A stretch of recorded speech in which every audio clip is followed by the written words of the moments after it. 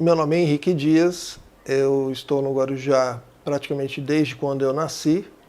Os meus pais, quando se casaram, um pouco antes de eu nascer, eles mudaram para o norte do Paraná, onde eu nasci. Mas logo depois eles regressaram e eu tive toda a minha vida aqui. Vida escolar, né, vida empresarial, e a minha infância, minha juventude foi toda no Guarujá. E foi uma época sensacional, porque eu sempre morei no centro, meu pai era zelador, e então eu tinha a praia praticamente na nossa cara ali todos os dias, né? E fim dos anos 60 e todos os anos da década de 1970 foram anos assim bem familiares, assim, no sentido de que as pessoas que conviviam conosco eram pessoas conhecidas. Então o centro era uma grande família. E foi nesse Guarujá que eu me formei, né? Minha formação na infância e na juventude. Estudei no grupo escolar, os 4 primeiros anos do primário, e depois eu fui estudar no Raquel até concluir o ensino médio, que na época se chamava colegial, né? Daí eu fui fazer faculdade e eu consegui entrar na faculdade de desenho industrial no Santa Cecília, fiz um tempo, e depois entrei na que eu queria, que era a faculdade de arquitetura. Aí foi lá em Santos também. Fiz até o 3º ano dos 5 que deveria ter sido, porque nesse meio tempo eu tive um problema de visão e eu perdi a visão, tive que operar, fazer uma cirurgia, não consegui recuperar e fiquei sem enxergar com 22 anos de idade. Aí tivemos que tentar uma última provável chance de recuperar essa visão, que seria uma viagem aos Estados Unidos. E aí nós, com a ajuda de várias pessoas e digamos assim, uma espécie de uma vaquinha na época, muita gente contribuiu emprestando dinheiro ou depois nem querendo receber de volta, né, quando eu voltei dos Estados Unidos. E lá eu consegui recuperar minha visão. Não foi 100%, mas era o suficiente para ter uma vida independente, né? E se eu não tivesse feito isso, eu teria perdido totalmente a visão, né? Ficado cego completamente a partir dos 22 anos. E eu tive uma vida basicamente normal, mesmo tendo essa redução de visão. Aí me casei alguns anos depois, em 89. Eu sou pai de 2 filhos, a Rebeca e o Henrico, que nasceram na segunda metade dos anos 90, hoje já são adultos, né? E no final dessa década de 90, meus filhos ainda bem pequenos, nós resolvemos mudar para os Estados Unidos, porque eu tive que fazer mais cirurgias e a situação, tanto do Brasil como do Guarujá, estava uma situação que eu já encarava como uma coisa bem difícil. Porque uma das coisas que eu sempre fiz, eu li muito, eu gostava muito de ler, gostava muito de assistir programas de todos os que tivessem qualquer aspecto onde o conhecimento, né, fosse o norte desses programas, desses vídeos, filmes, o que nós tivéssemos acesso na época, né? Não tinha ainda internet nos anos 90 da forma como ela é hoje, estava ainda muito primitiva, mas nós tínhamos bons veículos de informação. E eu entendia já que o Brasil já tinha chances de ser um país com muitos problemas. E fui para os Estados Unidos, levei meus filhos, minha esposa na época, e fiquei lá durante 13 anos. E regressei agora em 2011 ao Brasil para a regularização minha de visto, né? Eu tinha um visto temporário de turista toda a minha vida, né? Eu entrei e saí dos Estados Unidos 28 vezes com os vistos de turista, eu nunca consegui ter um visto permanente. E toda a minha família acabou indo morar nos Estados Unidos, minhas irmãs, minha esposa na época, meus filhos, meu pai e minha mãe, e todo mundo conseguiu a residência e posteriormente a cidadania americana.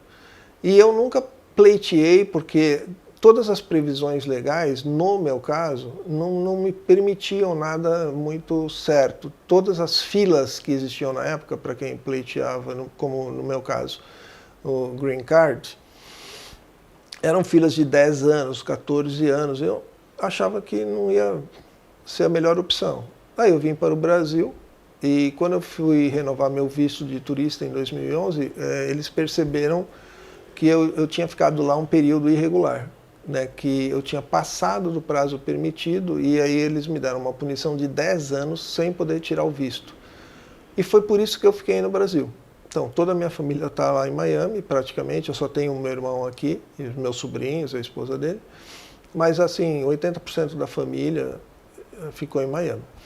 E aí eu tive que reconstruir minha vida aqui no Brasil, né? Literalmente, eu vim para cá para passar 3, 4 dias com uma mala de mão, com um chinelo, um bermuda e 3 camisetas.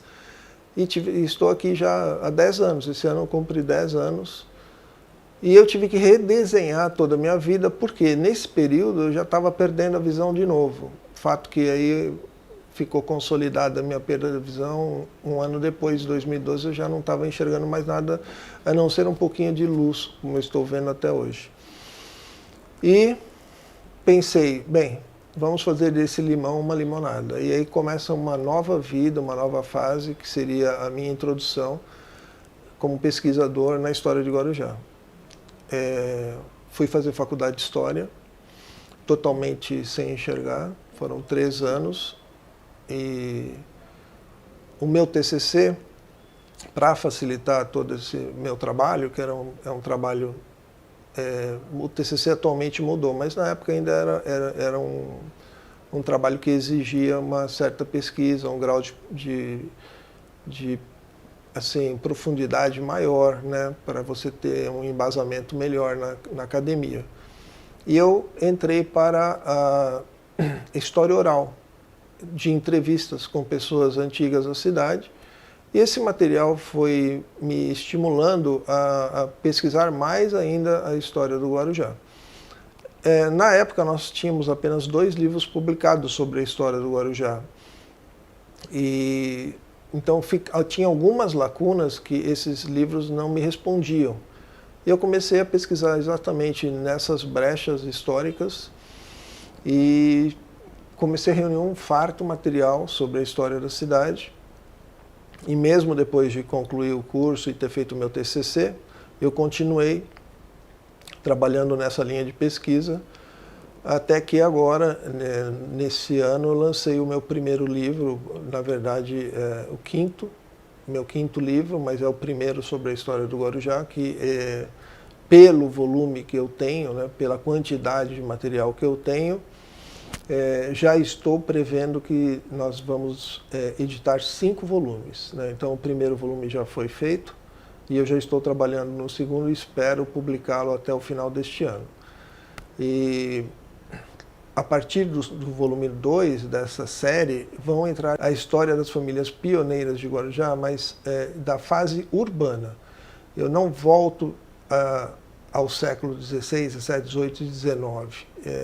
Eu pego a última década do século XIX, que foi quando o Guarujá começou a ser estruturado como uma área urbana, e aí eu começo a trabalhar com essas famílias desta fase urbana.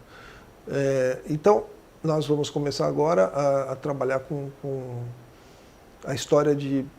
Estou prevendo 150 a 200 famílias. Eu não sei se vou ter condições de colocar todas as histórias, mas porque existem famílias que não possibilitam um acesso tão fácil, né? Às vezes a maioria das pessoas que tinham as informações já morreram, os documentos já não existem mais, e as pessoas das gerações atuais, ou às vezes nem têm interesse em ficar recontando a história de família, coisas que a gente entende, porque nos últimas 5, 6 décadas, a história ela vem sendo desprezada, né? Tanto em nível escolar, como também na cultura como um todo. E quando ela não é desprezada, ela é alterada, que é pior ainda, né? Então existem correntes ideológicas que vão alterando a história. E isso faz com que as pessoas de agora pouco prestem atenção e realmente não sintam nenhum interesse em conhecer o seu passado, o passado da sua família, porque esses revisionistas, às vezes, eles deterioram tanto a imagem dos nossos antepassados que criam um abismo, né, entre os de hoje e os de ontem. E uma das minhas funções é recontar essa história, resgatá-la e de uma maneira muito, assim, com um olhar muito sereno, né, não alterar a linha, a conduta, né, o pensamento vivido naquele então. Porque hoje nós não podemos interferir no que aconteceu há 100, 120, 130 anos, dando uma impressão nossa, como autor, como historiador. Porque isso seria cometer um anacronismo, né? Às vezes você julgar alguém ou fazer considerações sobre algum fato com o pensamento de hoje, tentando apontar, acusar erros e culpas em tempos que nós não conhecíamos aquele contexto, né? Tudo tem o seu contexto. Então a gente precisa ter esse olhar com muita olhar a história com tranquilidade, acima de tudo, né? E sem revanchismo. Isso aí é o norte do que é o meu trabalho no momento. O meu começo como escritor aconteceu em Miami.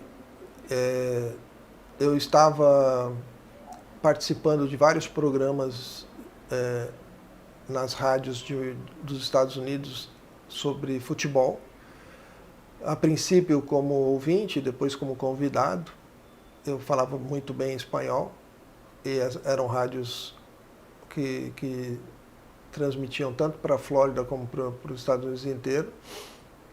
E como eu era um brasileiro que falava bem espanhol e meu conhecimento de futebol na época era muito bom, eu sempre tinha um espaço. E às vezes rolavam algumas discussões, algumas polêmicas com os uruguaios, com os argentinos nos programas, e eu comecei a colecionar informações sobre a história do Brasil e da Argentina, Brasil e Uruguai e tal. Chegou num nível tal que eu tinha um material suficiente para escrever um livro. Então foram 7 anos de pesquisas, até que eu publiquei esse primeiro livro aqui. 100 anos de rivalidade, Brasil e Argentina, primeiro jogo foi em 1908 até 2008.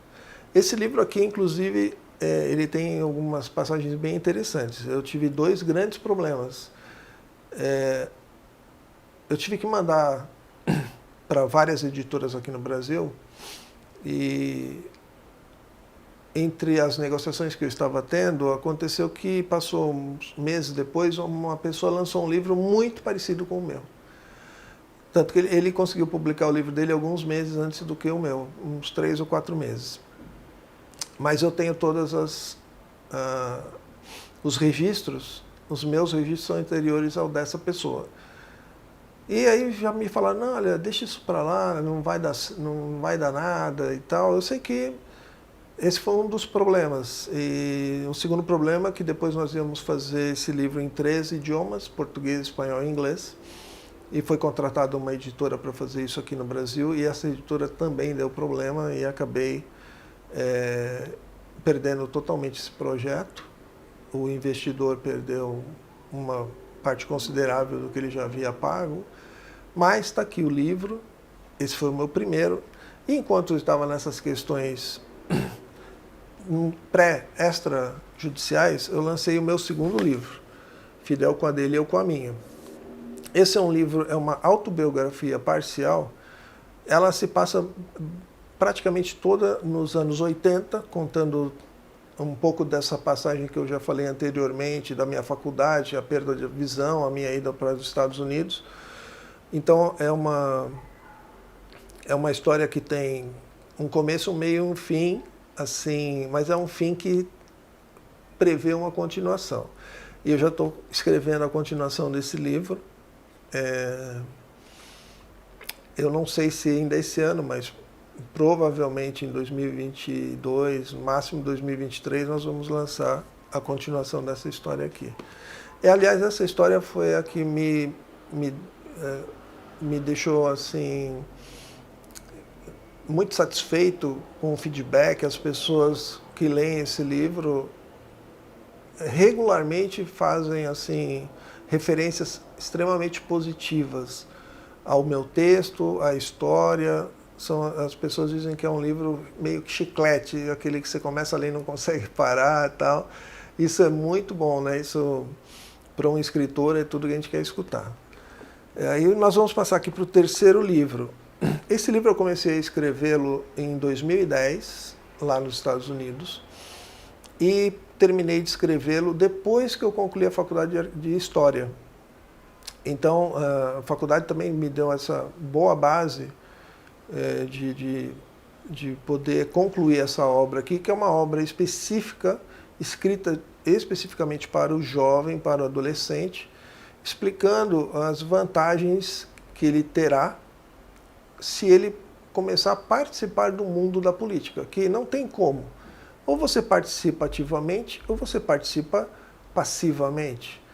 O participante passivo da política é a mesma coisa daquela pessoa que sempre vai comer num restaurante, mas não pode escolher o prato. É o que o garçom te colocar, você tem que comer, não pode reclamar e tem que pagar a conta no final. Basicamente é isso. Aí nós viemos aqui, vamos aqui para essa é uma obra, uma coletânea de obras premiadas no concurso Pérolas da Literatura. Eu fui premiado com 2 textos que estão aqui nessa coletânea, 2017. Aqui é o meu quarto livro, é a continuação dos 100 anos de rivalidade Brasil-Argentina, só que aqui tem mais 10 anos. Ele saiu agora em 2019, então é 100 mais 10 anos de rivalidade. E por último, nós temos aqui o meu último lançamento, História do Guarujá, fase urbana, né? 1890 a 1956. Então, essa aqui é praticamente, digamos assim, uma amostra da história do Guarujá. Esse texto, esse conteúdo, na verdade, essas pesquisas, elas são resultado, como eu já disse, de praticamente 10 anos de trabalho e das mais variadas formas nós pesquisamos esse material. Através de história oral, através de pesquisas em bibliografias, ou seja, você tem que ter livros de referências. Não tínhamos muitos, né? Como eu já citei anteriormente, só temos 2 obras anteriores a essa, da história do Guarujá.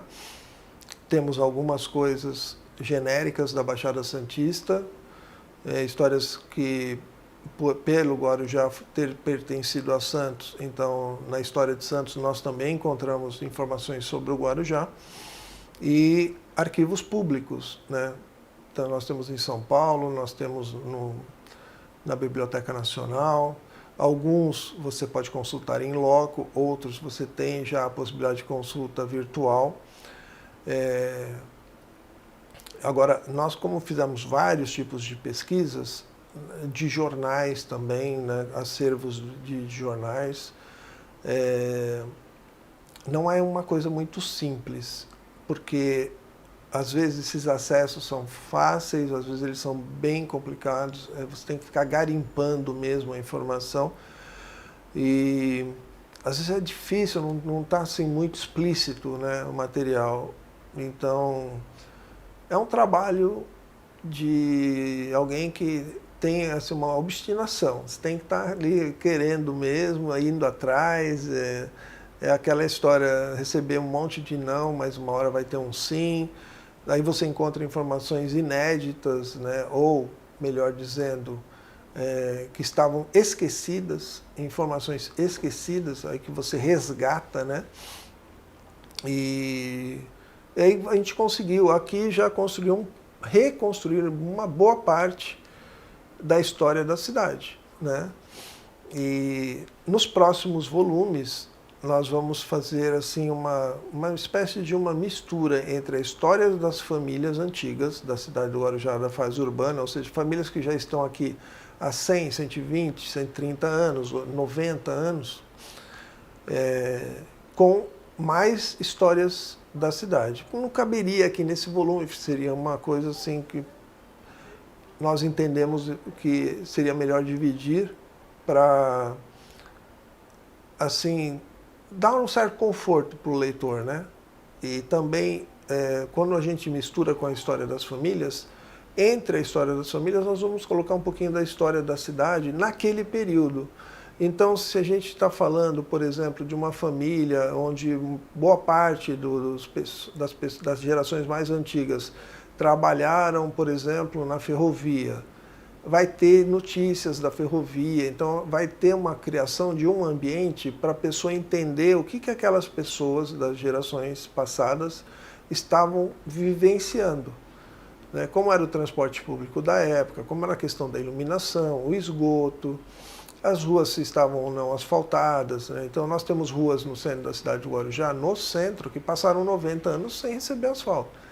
Então hoje até você vê algumas pessoas reclamando que moram numa rua tal há 20 anos e não tem asfalto. A cidade cresceu demais, né?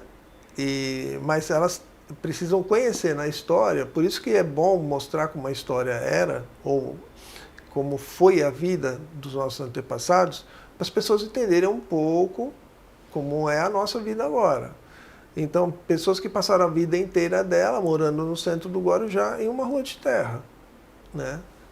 Então, isso desmente um pouco esse mito de que o centro tem tudo, que tudo vinha para o centro e o resto não tinha nenhum tipo de asseio por parte da administração pública. Não é bem por aí. Tem um pouco de cada coisa, tem momentos de maior crescimento, tem momentos de menos crescimento. Então, quando tem muito crescimento, você não tem verba suficiente para atender todas as necessidades, né? Porque o crescimento exagerado da população que nós tivemos, por exemplo, nos últimos 60 anos, pouquíssimas cidades no Brasil tiveram um crescimento populacional como teve o Guarujá. E não há como você resolver os problemas sociais sendo que a fonte não cresce na mesma proporção, a fonte de riquezas, a fonte de verbas não cresce na mesma, de receitas, melhor dizendo, não cresce na mesma proporção do crescimento populacional. Então, se você cresce, o orçamento municipal passa de 1 bilhão para 2 bilhões em 10 anos, mas a população passou de 100 mil para 300 mil nesse mesmo período, um exemplo. Então, você vê que você teve um aumento de população muito maior do que o aumento de receitas. E isso vai gerar um problema social, um maior desnível no equilíbrio, uma maior desigualdade das classes sociais que vivem na cidade. Então, um livro de história, muitas vezes, ele até ajuda nessa compreensão, e as pessoas que têm esse conhecimento acabam entendendo como que seriam as melhores soluções para o futuro. Porque a gente já está vendo e está registrando o que foi feito no passado, até onde foi equilibrado e onde aconteceu o desequilíbrio. Então a gente tem que voltar um pouquinho o filme, muitas vezes, e tentar recolocar o trem nos trilhos. Né? Então, entende-se que a história serve muito para isso. Ela faz essa ligação do nosso presente com o passado, que é excelente, para você assim saber a sua identidade, né? Saber como ter pai e mãe, né? Então, quando você tem o resgate de uma história de uma cidade, você é mais ou menos saber de onde eu vim, de onde viemos, como foi o crescimento, por que tem essa rua, tem esse nome, e você vai criando esse sentimento de pertencimento e, ao mesmo tempo, que eu já citei, você vai dando elementos para essas pessoas pensarem no futuro. olha, nos primeiros 130 anos aconteceu isso, isso, isso, o crescimento da população foi assim, assim, assim, o crescimento urbano se deu de tal, tal maneira, nós permitimos a construção de edifícios na beira da praia, criou sombra. Ou seja, quando foi isso, quem fez isso, dá para saber tudo. Por que fez? Isso seria a melhor solução? Não, não era. Então, qual seria a melhor solução? Quando você começa a colocar esses questionamentos para a sociedade agora, você começa a fazer com que ela exercite a estimular a área do pensamento, das soluções, né? da cognição, no sentido de ver o que pode ser feito para realmente solucionar problemas. E não simplesmente promessas vagas, que é o que nós estamos acompanhando nas últimas décadas em nossa cidade. A importância da história em uma sociedade, ela se dá basicamente para criar a estrutura necessária para que essa sociedade busque o caminho da evolução constante.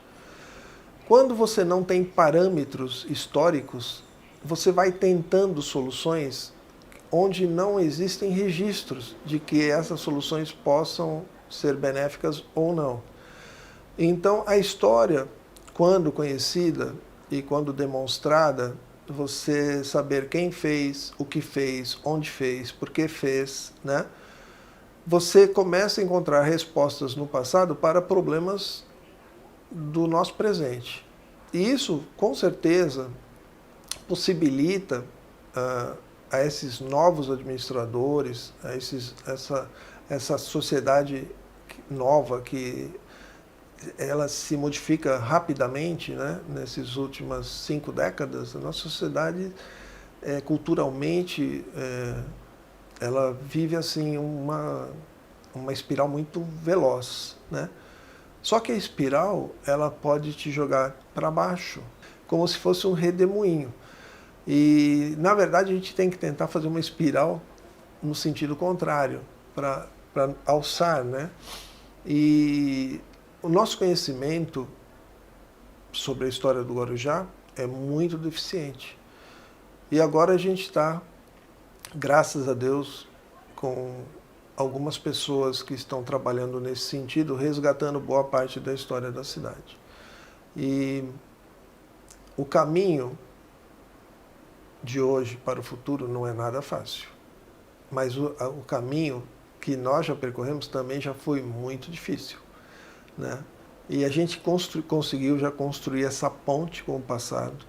E essa história vai ajudar a que a gente, com o conhecimento, com as novas tecnologias, né? E principalmente com ações que visem realmente resolver os nossos problemas, principalmente sociais, sejam conseguidas com toda essa somatória de conhecimentos em todas as áreas.